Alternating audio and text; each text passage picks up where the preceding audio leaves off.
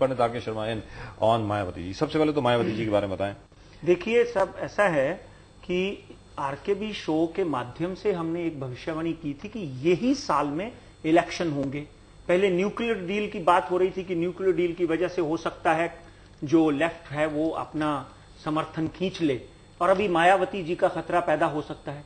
कहीं ना कहीं मिल मिलाकर केंद्र सरकार के ऊपर प्रॉब्लम्स आएंगी और मायावती जो है वो केंद्र में बीजेपी को समर्थन देंगी आगे जाकर। इस बात में कोई दो राय नहीं राजीव जी, इस बात को नोट किया जाए।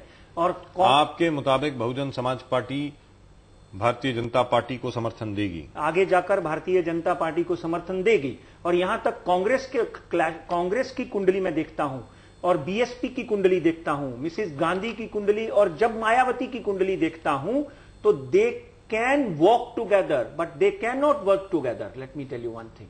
तो इस बात में कोई दो राय नहीं कि इन दोनों की कुंडलियों का जब हम अध्ययन करते हैं तो मिलान करते हैं तो कहीं ना कहीं आपसी वैर इनकी दोनों की कुंडलियों में नजर आता है।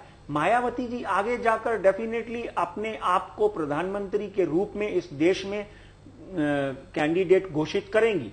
जैसे उन्होंने पिछले दिनों बोला कि मैं ही देवी हूं, मुझे ही क्यों नहीं पूजा जाए, इसी तरह वो आगे जाकर अपने आप को प्रधानमंत्री भी घोषित करेंगी अपनी पार्टी के माध्यम से। और उनकी कुंडली में उस तरह के योग बनेंगे भी राजीव जी। आपके मुताबिक क्या आगे चल करके मायावती जी देश की प्रधानमंत्री बन सकती हैं? 2022 से पहले एक बार उनकी कुंडली में एक ऐसे योग बनेंगे। मैंने 2017 बोला था आपके शो के माध्यम से। 2017, 2016, 17, 18 ये 3 सालों में मायावती जी इस देश की प्रधानमंत्री होंगी। नोट कीजिए ये बात।